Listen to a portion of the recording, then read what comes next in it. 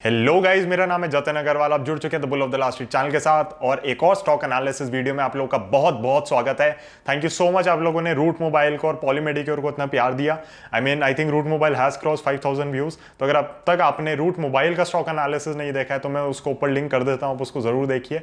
Now इस बारी हम रिव्यू करने वाले हैं जुबिलेंट इनग्रीविया को।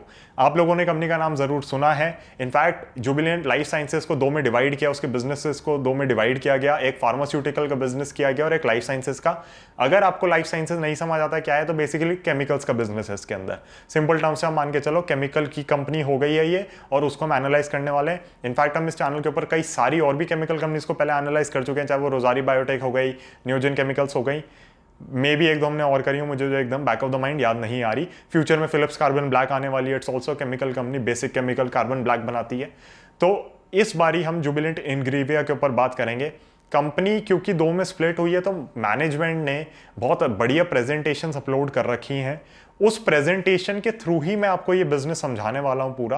एंड मेरे को पहले इनिशियली लगा कि मैं स्क्रीन पे प्रेजेंटेशन लगाऊं या ना लगाऊं, बट आई थिंक प्रेजेंटेशन अगर स्क्रीन पे रहेगी तो आप लोगों को बहुत बेटर समझ आएगा। तो इसके अंदर मैं अपने इनपुट्स देने वाला हूं, आपको बिजनेस समझाने वाला हूं अपनी तरफ से कि मुझे कहाँ का ग्रोथ लगती है, कहाँ कहाँ लगता है कि हाँ शायद मार्जिन उस हिसाब से नहीं होंगे या दिक्कत आ सकती है। तो वो सब हम देखेंगे।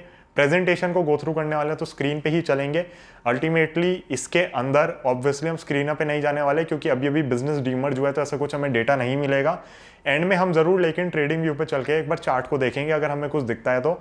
वैसे हार्डली कोई ट्रेडिंग सेशंस हुए हैं स्टॉक के, तो मुझे नहीं लगता उस पर भी कुछ खास दिखेगा। तो चलते हैं अपने स्क्रीन के ऊपर, इसकी प्रेजेंटेशन को गो थ्रू करते हैं। लंबी वीडियो होने वाली है, अपनी कुर्सी की पेटियां बांध लीजिए और तैयार हो जाइए जुबिलेंट इनग्रीविया के स्टॉक एनालिसिस के लिए।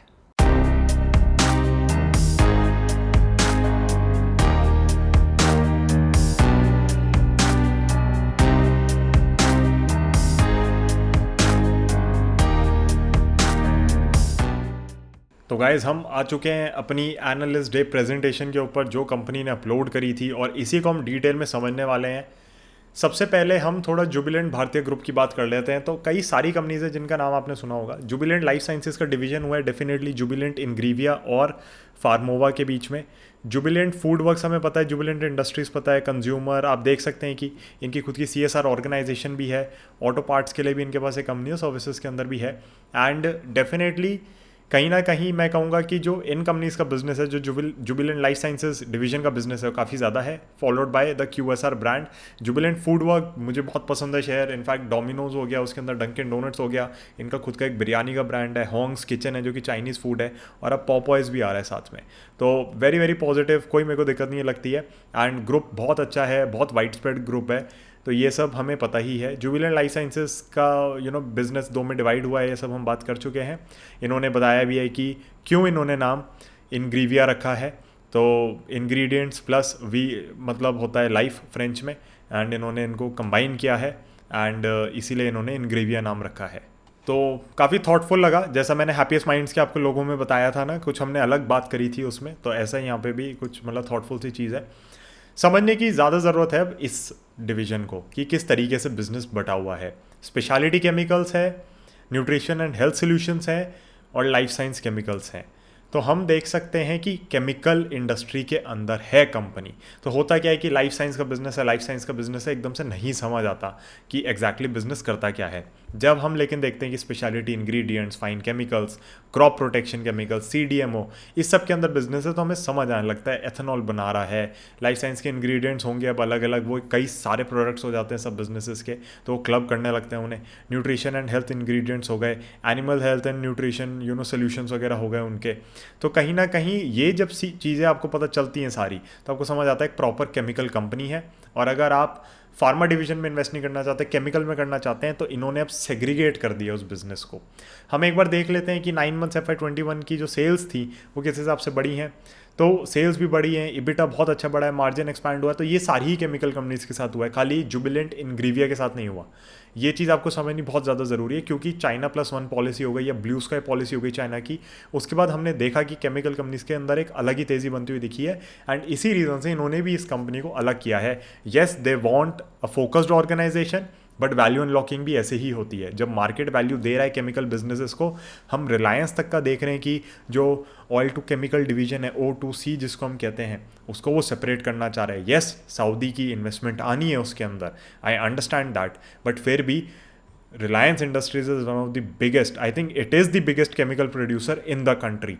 तो मेरे को ध्यान है बीच में बात चल रही थी कि फिनॉल का प्लांट लगाएंगे वो लोग, फिनॉल की कैपेसिटी बढ़ाएंगे, और दीपक नाइट्रेट का शेयर एकदम क्रैश कर गया था। देन रिलायंस ने कहा कि भैया हमें फिनॉल की कंजम्पशन खुद की बहुत ज़्यादा है, इसलिए हम उसको बढ़ा रहे हैं। Then everything was all right. तो Reliance can destroy the market if they want to. Telecom में हमने देखा कि उन्होंने कैसा पूरी मार्केट को ही पलट दिया। अब बहुत लोग यहाँ पे ये ज़रूर कहेंगे कि नहीं करना चाहिए था, अच्छी बात नहीं है, ये है वो है, बट आप जो आज मेरी वीडियोस को एंजॉय कर रहे हो, या जो मैं कंटेंट इतना ऑनलाइन डाल पा रहा हूँ, या जो कोविड में हमारी इकोनॉमी इतना स्ट्रॉन्ग खड़ी है, वो इसीलिए खड़ी है क्योंकि इंटरनेट के रेट्स और ये ऑनलाइन सब कुछ बहुत सस्ता हो चुका है। तो we are able to consume content, we are able to create content, and we are also able to do businesses because internet is so cheap. तो कहीं ना कहीं internet went from a luxury item to a basic necessity, and basic necessities आपकी almost free बराबर ही होनी चाहिए life के अंदर। जैसे हम देखते हैं कि पानी का बिल हमारा बहुत कम आता है, air is free to breathe, तो इंटरनेट भी उतना ही ज़रूरी हो गया है खाने पीने जितना, चाहे आप मानो ना मानो।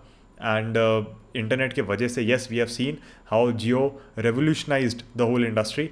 एंड कहीं ना कहीं अगर हमें लगता है कि कभी भी कोई बड़ा प्लेयर उतर रहा है इंडस्ट्री में तो डेफिनेटली प्राइसिंग ख़राब कर सकता है, बट मुझे नहीं लगता रिलायंस जैसी कंपनी प्राइसिंग ख़राब करने के लिए केमिकल इंडस्ट्री में उतरेगी। But they can, definitely they can if they want to. अगर मार्केट डोमिनेट करनी है तो आप कर सकते हो। तो फिर हम केमिकल कंपनीज क्यों खरीदें अगर इतना बड़ा डर है? तो इसलिए एक एलोकेशन में, एक बास्केट के फॉर्म में खरीद रहा हूँ मैं केमिकल कंपनीज, एक एलोकेशन के ऊपर कभी भी नहीं जाता। प्लस एक चीज़ आपको समझनी ज़रूरी है, बहुत सारी केमिकल कंपनीज इंक्लूडिंग इनग्रीविया अपने जो नीश प्रोडक्ट्स होते हैं ना उसके अंदर एक्सपर्ट बन जाती हैं। तो यहाँ पे दिखा भी रहा है एक्सपर्टीज़ इन 35 केमिस्ट्री प्लेटफॉर्म्स, राइट। तो जब ये एक्सपर्टीज़ आने लगती है ना तो फिर हम देखते हैं कि इनसे बढ़िया मार्जिन्स किसी के नहीं बचते, ये लोएस्ट कॉस्ट प्रोड्यूसर हो जाते हैं उसके। फिर एक बहुत बड़ा एडवांटेज निकल के आता है और तब ये कंपनी स्टिक पाती है। 15 of top 20 in pharma and 7 of top 10 in agro जो इनके कस्टमर्स हैं, तो बहुत बड़े बड़े कस्टमर्स को सप्लाई करते हैं, बहुत अच्छी वर्कफोर्स है, 2100 लोगों को एम्प्लॉय कर रखा है। इन्होंने अपनी जर्नी बता रखी है कि किस तरीके से कंपनी स्टार्ट हुई थी। तो वैम ऑर्गेनिक केमिकल्स लिमिटेड के नाम से इसकी शुरुआत हुई थी और किस तरीके से बढ़ती चली गई, कहाँ कहाँ इन्होंने प्लांट्स लगाए, किस किस बिजनेस में गए। ये स्लाइड आप ज़रूर पॉज करके देख सकते हैं, बट मेरा मेन काम यहाँ पे है कि एनालाइज करना कि इनके क्या क्या बिजनेसेस में हमें ग्रोथ वगैरह दिख रही है और किस हिसाब से दिख रही है। तो इसलिए मैं इसको स्किप करके आगे बढ़ना चाहूँगा इस समय, बट आप डेफिनेटली इनकी जर्नी देख सकते हैं। इसी वजह से मैंने प्रेजेंटेशन ली है, बिकॉज इतनी in depth presentation and I felt ये जेन्युइन वैल्यू आप लोगों के लिए ऐड कर सकती है। नॉर्मली मैं प्रेजेंटेशन ऐसे खोल के नहीं बैठता, बट इसमें मुझे जेन्युइन वैल्यू लग रही थी। नाउ अगर हम इनकी वैल्यू चेन वगैरह देखें तो फार्मा, एग्रो, न्यूट्रिशन की इन्होंने वैल्यू चेन बड़े ढंग से समझा रखी है, CDMO सर्विसेज से लेके कॉमर्शियल सेल तक। हम देख सकते हैं कि किस तरीके से जब डेवलप वगैरह कर रहे होते हैं तो किस तरीके से ये लोग उसमें फेज़ 3 फेज़ 4 वगैरह में काम कर रहे हैं, सब कुछ इन्होंने मेंशन कर रखा है। एंड कहीं ना कहीं हमें समझ आता है कि फार्मा का बैकएंड जो हो गया एक तरीके से, उस सब के अंदर जुबिलेंट इनग्रीविया इन्वॉल्व है। तो ये R&D के अंदर इन्वॉल्व नहीं है, डिस्कवरी नहीं कर रहे, बट जब डिस्कवरी हो जाती है तो उसको कहीं ना कहीं आपको मैन्युफैक्चर वगैरह जो करना पड़ता है या उसकी जो टेस्टिंग होती है उस सब के अंदर ये कंपनी है। सिमिलर बिजनेस मैं कहूँगा सिंजीन का भी है। खुद से रिसर्च एंड डेवलपमेंट आप नहीं करते, बट आप पूरी कोशिश करते हैं कि जैसी ही रिसर्च एंड डेवलपमेंट हो, लेट्स से फाइजर ने कोई R&D करके काम निकाला है, कोई नई ड्रग डिस्कवरी करी है, तो ऑब्वियसली अगर वो लोग उसको टेस्टिंग वगैरह में जाएंगे बहुत लंबा टाइम ख़राब हो जाएगा, प्रोडक्शन लाइन्स लग जाएंगी, तो वो सारा काम आउटसोर्स कर दिया जाता है। वो काम आउटसोर्स करके आएगा जुबिलेंट इनग्रीविया जैसी कंपनीज के पास, सिंजीन के पास, और ये लोग फिर उसके ट्रायल्स वगैरह रन करेंगे, देखेंगे कि किस हिसाब से होता है, क्या ठीक है, क्या गलत है। अल्टीमेटली अगर ड्रग्स टिकते हैं तो फिर वो कंपनीज के मैन्युफैक्चरिंग वगैरह प्रॉपर्ली स्टार्ट हो जाती है। यहाँ पे आपको दिख भी रहा है कस्टम मैन्युफैक्चरिंग वगैरह लोग करते हैं। नेक्स्ट हम समझने की कोशिश करते हैं कि कैसे एथेनॉल के अंदर है एसिटिक एनहाइड्राइड हो गया आपका, ये बड़े सारे स्पेशलिटी बिल्डिंग ब्लॉक्स के जो केमिकल्स वगैरह होते हैं उसके अंदर है, स्पेशलिटी केमिकल्स के अंदर हैं, और GMP इंटरमीडिएट्स के अंदर भी है कंपनी। तो कई सारे केमिकल्स के अंदर इन्वॉल्व है। अगर कोई केमिस्ट्री के बैकग्राउंड से हो, बायोलॉजी के बैकग्राउंड से हो, तो they will be able to grasp these very very well. But otherwise भी हमें एक जो आगे जाके हम डिवीजन समझेंगे ना, तो बेसिक केमिकल्स, और मैं बेसिक केमिकल्स को बहुत बार कमोडिटी केमिकल्स भी कहता हूँ, स्पेशलिटी केमिकल्स, इनके बीच में कहीं ना कहीं आते हैं परफॉर्मेंस केमिकल्स, जो बेसिक केमिकल्स को कहीं ना कहीं स्पेशलिटी केमिकल्स टाइप बनाने में हेल्प करते हैं, या फिर वो एडिटिव्स होते हैं बहुत ज़्यादा ज़रूरी होते हैं।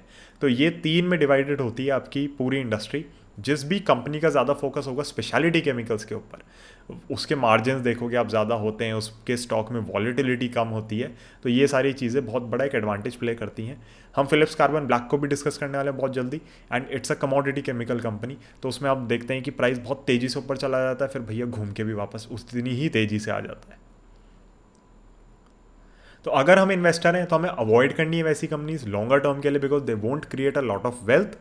ट्रेडिंग पर्पज से शॉर्ट टर्म इन्वेस्टिंग के लिए वो कंपनीज बहुत अच्छी रहती हैं। Now coming to agro, agro के अंदर वैल्यू चेन इनकी है स्टेज 1 2 3, सब जगह काम कर रहे हैं, उसमें कोई दिक्कत की बात नहीं है। स्पेशलिटी केमिकल्स वगैरह जो जो हैं उनका भी जिक्र किया हुआ है। अगेन आप देख सकते हो कि लगभग सेम ही स्पेशलिटी केमिकल्स ऊपर और नीचे मैंशनड है, because agro, pharma and even nutrition के अंदर काफ़ी हद तक सेम केमिकल्स पे ही काम हो रहा है। विटामिन B3 B4 के अंदर बहुत बड़ा प्लेयर है ये, और इसको हम आगे जाके डिस्कस भी करेंगे। कई सारे प्रोडक्ट्स हैं, कई सारी जगहों पे हैं, बट फार्मा, एग्रो, न्यूट्रिशन का तो इन्होंने बड़ा क्लियर दिखाई रखा है। अगेन अब डिवीजन आ जाता है speciality chemicals, nutrition and health solution और लाइफ साइंस केमिकल्स का, और हम देख सकते हैं कि किस तरीके से ग्रोथ आ रही है वेरियस प्रोडक्ट्स वगैरह के अंदर। तो इवन CDMO मार्केट वगैरह किस हिसाब से बढ़ रही है, ताकि ये लोग कॉन्ट्रैक्ट डेवलपमेंट एंड मैन्युफैक्चरिंग वगैरह कर पाएँ। तो CDMO की फुल फॉर्म भी यही होती है, contract development and manufacturing organization. CDMO वगैरह के अंदर डेफिनेटली अगर आप हो तो आप एक तरीके से बैक एंड हो फार्मा का, एंड कॉन्ट्रैक्ट मैन्युफैक्चरिंग वगैरह इसके अंदर बहुत ही कॉमन है फार्मा के अंदर।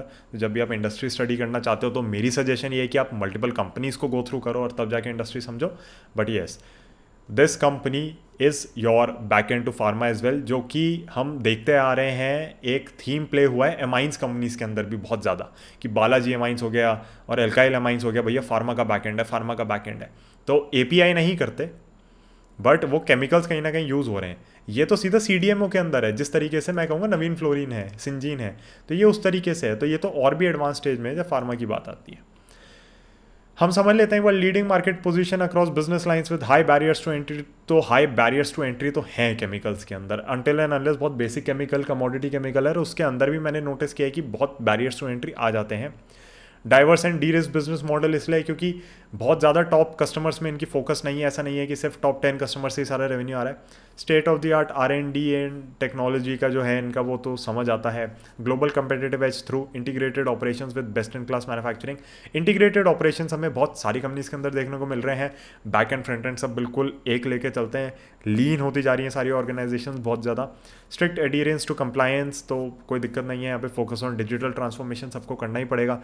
इनफैक्ट आई थिंक ब्लॉकचेन पे सबको बहुत जल्दी शिफ्ट करना ही पड़ेगा। अगर कोई करना नहीं चाह रहा तो वो बहुत पीछे रह जाएगा। Highly qualified experience and dedicated management team, उसके अंदर भी हमें कोई डाउट नहीं है। स्पेशलिटी केमिकल्स का हम थोड़ा हाईलाइट्स वगैरह समझ लेते हैं। Portfolio of around 70 products amongst top 2 in pyridine beta globally, number 1 in 11 pyridine derivatives globally, partner of choice in CDMO services with a strong pipeline। तो पार्टनर ऑफ चॉइस का मतलब है कि आपको पहले बिजनेस दिया जाता है, प्रेफरेंस आपको दी जाती है। Catering to almost 420 customers globally. Nutrition and health solution पे जब हम आते हैं तो 34 प्रोडक्ट्स हैं amongst top 2 in vitamin B3 ग्लोबली, इंडिया में नहीं globally, right. Serving diverse customers, number 1 in vitamin B4 in India domestic market के अंदर। तो B3 के अंदर हम जब बात करते हैं तो सेकेंड नंबर पे, अमंग्स टॉप 2 नहीं कहते अगर फर्स्ट होते तो सेकेंड नंबर पे हैं ग्लोबली, एंड नंबर 1 है B4 में इंडिया के अंदर। और कई सारे ब्रांडेड सोल्यूशंस वगैरह ऑफर करते हैं फार्मर्स वगैरह को।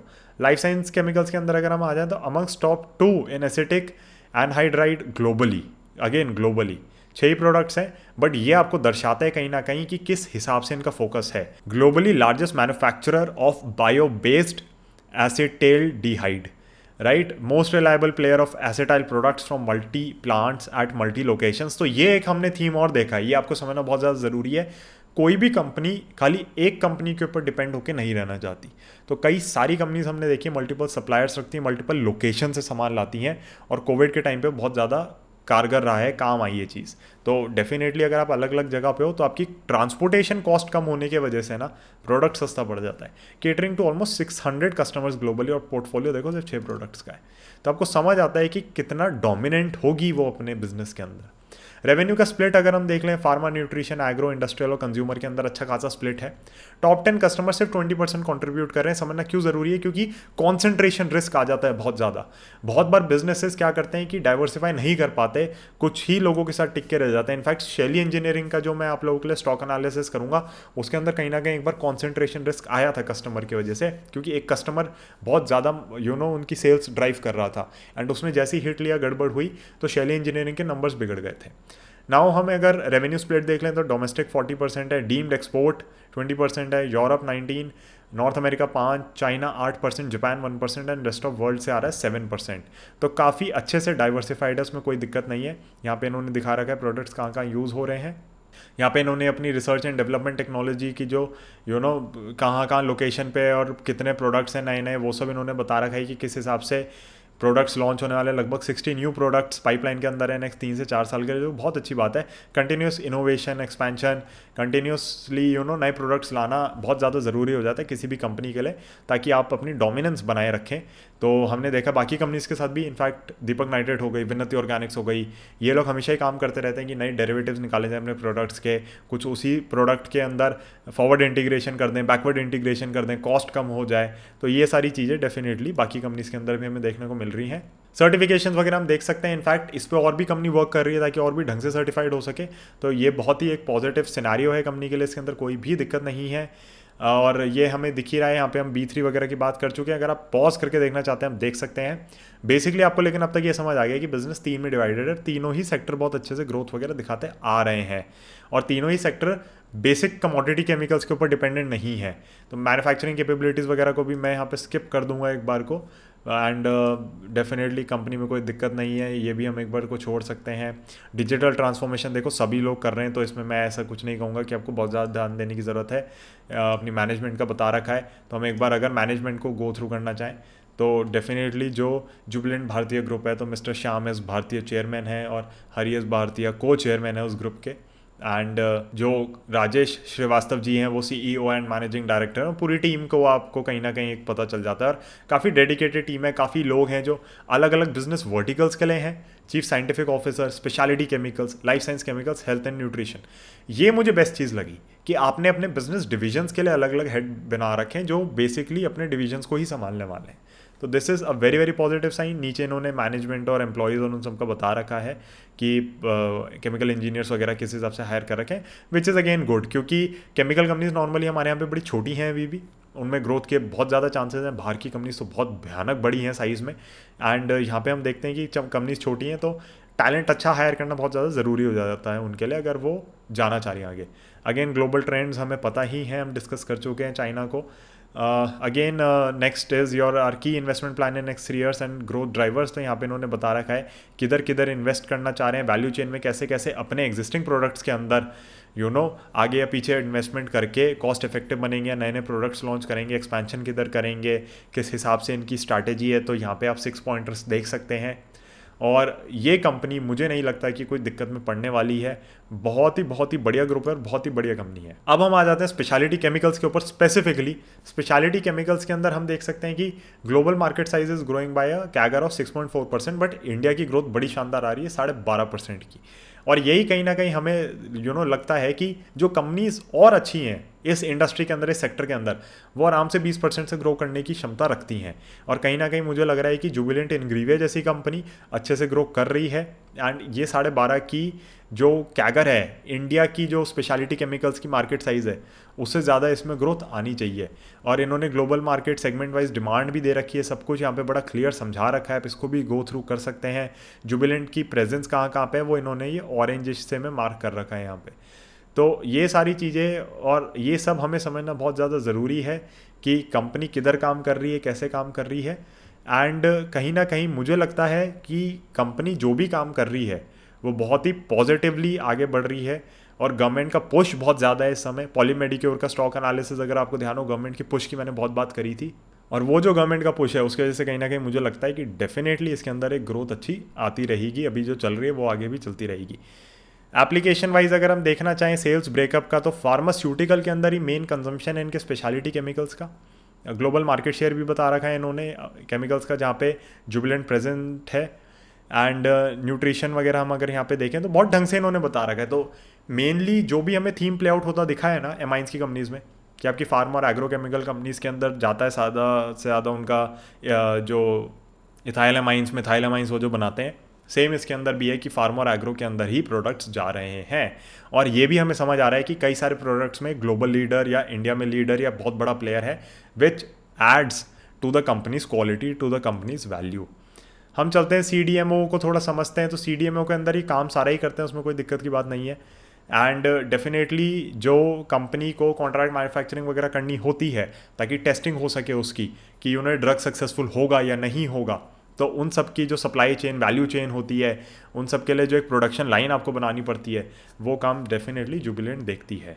तो हम आगे चलते हैं। स्पेशलिटी केमिकल्स के एप्लीकेशन वगैरह पे इनका हम बात कर चुके हैं काफ़ी, pharma, agro, paint, personal care, इन सब में जाता ही है ये, इसमें कोई बात नहीं है। ग्रो ड्राइवर्स वगैरह वी विल स्किप। हम आते हैं न्यूट्रिशन एंड हेल्थ सॉल्यूशंस के ऊपर। इसके अंदर इन्होंने अपनी कैगर दिखा रखी है जो ग्लोबल मार्केट साइज़ है विटामिन B3 का। अब ये सारी चीज़ें ना बड़ी धीरे धीरे ही ग्रो करेंगी, बट अगर आप लोएस्ट कॉस्ट प्रोड्यूसर बन जाते हो, आपके पास खुद की कैपेबिलिटीज़ बहुत अच्छी हैं, तो फिर आप इनसे ढंग से फ़ायदा उठा सकते हो। ये सारी चीज़ें हम डिस्कस कर चुके हैं। अगेन हम इनका एप्लीकेशन समझ लेते हैं। एनिमल हेल्थ एंड न्यूट्रिशन के अंदर सबसे ज़्यादा है, ह्यूमन न्यूट्रिशन एंड हेल्थ के अंदर उसके बाद है। तो डेफिनेटली कहीं ना कहीं अगर लाइफ स्टॉक वगैरह आपको लगता है कि उनमें ग्रोथ आनी है या जिस हिसाब से काम चल रहा है, तो कई सारे लोग जैसे एनिमल की वैक्सीन के ऊपर ही बेट करना चाहते हैं, तो उसके अंदर आपका वेंकीज आ जाता है। तो अगर आप ऐसी चीज़ें प्ले करना चाहते हो, हेस्टर बायोसाइंसेज आ जाता है, तो इस कंपनी को आप डेफिनेटली देख सकते हो। इन्होंने बता रखा है कि और कहाँ कहाँ पे इनके प्रोडक्ट्स वगैरह लगते हैं कॉस्मेटिक्स वगैरह में। तो we will skip this, we will continue going forward. ये यहाँ पे इनके ब्रांड्स हैं, अगर आप पॉज करना चाहो तो इसको देख सकते हो एक बार को। नेक्स्ट हम चलते हैं अपना इसको आगे करते करते। यहाँ पे इन्होंने ग्रोथ ड्राइवर्स एंड अपॉर्चुनिटीज़ वगैरह सब कुछ बता रखी है। इन्वेस्टमेंट्स वगैरह कर रहे हैं या अगेन कैपेसिटी एक्सपैंड कर रहे हैं, तो जो इनकी ग्रोथ होगी वो इंडस्ट्री ग्रोथ से ज़्यादा ही आएगी। लाइफ साइंस केमिकल्स के अंदर अगर हम आ जाते हैं तो हम देख सकते हैं कि ग्लोबल मार्केट साइज जो इथाइल एसीटेट का है वो 4.5% से ही ग्रो कर रहा है। एसिटिक एनहाइड्राइड का 3.6% से ही ग्रो कर रहा है। Now these are very very slow growth rates. तो हमें ये तो समझ आ रहा है कि जो इस टाइप की इंडस्ट्री है या तो एक्सपेंशन करते रहें, एक्सपेंशन करेंगे तो ग्रोथ आती रहेगी। बट ग्लोबली येस, क्योंकि केमिकल की कहीं ना कहीं कंजम्पशन पूरी होगी। अभी तो सप्लाई सबकी हिट हो रखी है। सप्लाई हिट होने से क्या होता है, मार्केट में कमी हो जाती है चीज़ की। डिमांड तो प्री कोविड लेवल्स पे ही आई है, बट सप्लाई नहीं है, तो इसलिए सबकी चीज़ों के प्राइसेस बहुत अच्छे से बढ़ रहे हैं। और ये ऑब्वियसली इनकी आगे की प्रिडिक्शंस वगैरह हैं, तो देखेंगे किस हिसाब से इवॉल्व होता है। बट मेरे को जो सबसे ज़्यादा अट्रैक्टिव लग रहा है वो डेफिनेटली इनका speciality chemicals side of business ही है। इसके अंदर भी अगर हम देखते हैं ना लाइफ साइंस केमिकल्स वगैरह के अंदर, तो कहीं ना कहीं मेरे को एक जो रीसेंट लिस्टिंग है वो याद आती है, दैट इज़ लक्ष्मी ऑर्गेनिक्स। तो लक्ष्मी ऑर्गेनिक्स के अंदर भी हमने देखा कि बिजनेस काफ़ी सिमिलर है एंड वैल्यूएशन काफ़ी ज़्यादा है। तो इसलिए भी मुझे लग रहा है जुबिलेंट इनग्रीविया एक बहुत अच्छी बेट हो सकती है, बिकॉज वो कैचअप प्ले करेगा लक्ष्मी ऑर्गेनिक्स के साथ। तो अगर आप कहोगे तो एक बार स्क्रीनर पे इन दो कंपनीज को विजिट कर लेंगे, बट नंबर्स कुछ खास दिखेंगे नहीं। आप देख सकते हो कि काम कहाँ कहाँ पे हो रहा है कंपनी का, और सब कुछ इन्वेस्टमेंट वगैरह जो करना चाह रहे हैं, तो कैपेसिटी ही एक्सपैंड कर रहे हैं। और वही मैं आपसे कह रहा हूँ कि अगर इनको एक्चुअली ग्रो करना है तो कैपेसिटी एक्सपैंड करनी पड़ेगी। और हम यहाँ पे देख सकते हैं कि कंट्रीब्यूशन कैसा रहा है रेवेन्यू का। तो स्पेशलिटी केमिकल्स में ग्रोथ अच्छी है, बाकी दो में इतनी ज़्यादा नहीं है। जो थोड़ा बिजनेस को हिट कर सकता है लाइफ साइंस केमिकल्स का डिवीजन ही कर सकता है। अगर आप उसके अंदर ढंग से ग्रो नहीं कर पाते तो फिर आपको उसके अंदर एब्सोल्यूटली दिक्कत आ सकती है।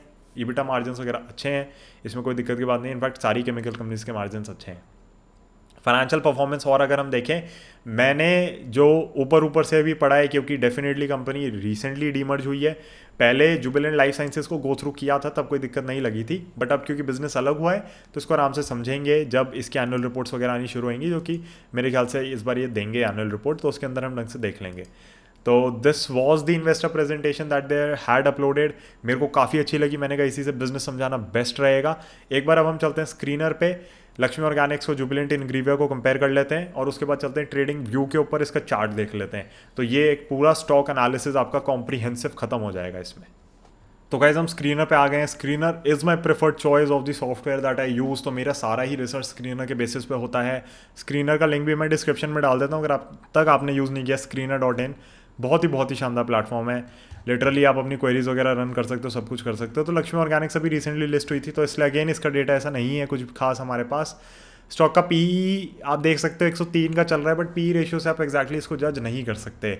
मैं कहूँगा कहीं ना कहीं इसके अंदर हमें देखना पड़ेगा सेल्स वगैरह किस हिसाब से आ रही है, और मार्केट कैप टू सेल्स से फिर भी आप एक बार इसको देख सकते हो। जुबिलेंट इंग्रीविया के अंदर अभी डेटा अपलोड नहीं हुआ है बिकॉज रिसेंटली ही डीमर्ज हुई है, तो ये हमें देखना पड़ेगा कि कब तक डेटा आता है। इनफैक्ट लिस्टिंग हुए से महीना भी नहीं हुआ, तो और उस महीने में ही हम देखेंगे अगर, तो अगर मैं इसको डेली कर रहा हूँ तो भैया चार्ट ही नहीं है कुछ, तो मैं इसको बनार कर देता हूँ एक बार ताकि चार्ट दिखे। तो लिस्टिंग इसकी आप देख सकते हो अराउंड 250 रुपये की हुई थी और अब 350 के अराउंड पहुँच गया है। तो इसमें भी कुछ खास नहीं है देखने को, स्क्रीनर पे भी कुछ खास नहीं है देखने को, but what I could figure out initially, जो मैंने अपनी रिसर्च वगैरह करी थी जब लक्ष्मी ऑर्गेनिक्स का DRHP वगैरह गो थ्रू किया था, तो इसकी वैल्यूएशन और जुबिलेंट इंग्रीविया में काफ़ी गैप था, जबकि बिजनेस काफ़ी सिमिलर था। तो अगर आपको जाना है तो आप डेफिनेटली जुबिलेंट इंग्रीविया को एक बार देख सकते हो। नाउ अगेन मैं केमिकल कंपनीज को किस हिसाब से प्ले कर रहा हूँ वो मैं आपको बता देता हूँ, क्योंकि कई लोग मुझसे पूछते हैं और एक पर्टिकुलर कंपनी उठा के बैठ जाते हैं। मैं केमिकल के अंदर बास्केट लेता हूँ, I have 3 primary companies in that basket, और मेरे पास 2 और हैं इस समय जो बहुत छोटी हैं उनके सामने। तो मेरा एलोकेशन 10 से 12% का है केमिकल कंपनीज में पूरे पोर्टफोलियो में। तो ये मैं आप लोगों को अपफ्रंट डिस्क्लोजर दे रहा हूँ, मैं कंपनीज नहीं बता रहा बिकॉज फिर लोग सीधा नाम सुन के कंपनीज उठा लेते हैं, कोई रिसर्च वगैरह नहीं करते। तो मैं चाहता हूँ खुद से रिसर्च वगैरह करें, आप समझें, अपने पोर्टफोलियो के एलोकेशन समझें, अपने पोर्टफोलियो की रिक्वायरमेंट्स वगैरह समझें और उसी हिसाब से कंपनीज उठाएं। एक चीज़ आपको बहुत ज़्यादा ध्यान रखनी ज़रूरी है, लोग मुझसे इंडिविजुअल शेयर्स बहुत पूछते हैं। मैं पोर्टफोलियो गाय हूँ, मेरे को बिल्कुल पोर्टफोलियो के रिटर्न से मतलब है, मुझे बिल्कुल भी फ़र्क नहीं पड़ता अगर एक कंपनी परफॉर्म नहीं करे मेरे पोर्टफोलियो में। और अगर मेरा पोर्टफोलियो पिछले 3 साल में हमने 27% की कैगर निकाली है, 3 साल में पैसा डबल से ऊपर कर दिया है, तो मेरे को बिल्कुल फ़र्क नहीं पड़ता अगर इक्का दुक्का शेयर पोर्टफोलियो में नहीं चल रहा। हमारा रिव्यू पीरियड होता है, उसमें अगर हमें लगता है कि फंडामेंटली कोई गड़बड़ हो गई तो उसको हम बेच देते हैं। अगेन ये आपको समझना बहुत ज़्यादा ज़रूरी है कि पोर्टफोलियो अप्रोच बनाओ, पोर्टफोलियो अप्रोच की ओर ध्यान दो, और हमेशा एक लीन मीन कंपाउंडिंग मशीन बनाने पे ध्यान देना। यानी कि कंपनीज कम रखो पोर्टफोलियो के अंदर, बट वो पोर्टफोलियो से हिसाब से होना चाहिए कि ढंग से कंपाउंड हो, और कंपनीज बड़ी मीन होनी चाहिए। यानी कि कंपनीज बिजनेस खाने में ध्यान दें अपना, कंपनीज का ध्यान होना चाहिए बिजनेस ग्रो करने में, जो कि मुझे जुबिलेंट इंग्रीविया के अंदर एग्रेसिवनेस एक दिख रही है। तो इसलिए मैंने इसको कवर किया, इसीलिए इतना लंबा इसके ऊपर वीडियो बनाया गया है, और इसीलिए प्रेजेंटेशन हमने पूरी डिस्कस करी है। वरना मैं चाहता तो वीडियो 10 मिनट्स में भी खत्म कर सकता था, आपको ऊपर ऊपर से 3 डिवीजन बता देता बिजनेस के, और हम बहुत जल्दी इस वीडियो को ख़त्म कर लेते। बट मेरा गोल इस वीडियो का यही था कि आप लोगों को बिजनेस थोड़ा डेप्थ में समझ आए, थोड़ा समझ आए कि कहाँ कहाँ इसकी डोमिनेंस है प्रोडक्ट्स में, कहाँ कहाँ ग्रोथ आ रही है, कहाँ कहाँ ग्रोथ नहीं आ रही, क्या रिस्क हो सकते हैं और क्या चीज़ें ठीक है, क्या इसको बेनिफिट मिल रहा है जो पुश आ रहा है केमिकल इंडस्ट्री में, तो डेफिनेटली मिल रहा है। एंड कहीं ना कहीं मुझे लगता है कि ये एक अच्छी बेट हो सकती है पोर्टफोलियो के अंदर एक पर्टिकुलर एलोकेशन में। अगेन अगर आप कुछ भी काम मुझसे करवाना चाहते हैं इन्वेस्टमेंट एडवाइजरी से रिलेटेड, तो आप मुझे अप्रोच कर सकते हैं, because my firm Moneycraft is a SEBI registered investment advisory firm. हमारे पास सेबी RIA लाइसेंस है and we are legally allowed to provide you advisory services. Thank you so much for watching this video. मैं आप लोगों से जल्द मिलूंगा अगले स्टॉक एनालिसिस वीडियो में, एंड आई होप आप लोगों को वीडियो अच्छी लगी होगी। लाइक कर दीजिए, शेयर कर दीजिए, चैनल को सब्सक्राइब कर दीजिए। मैं मिलता हूँ आप लोगों से बहुत जल्द। बाय।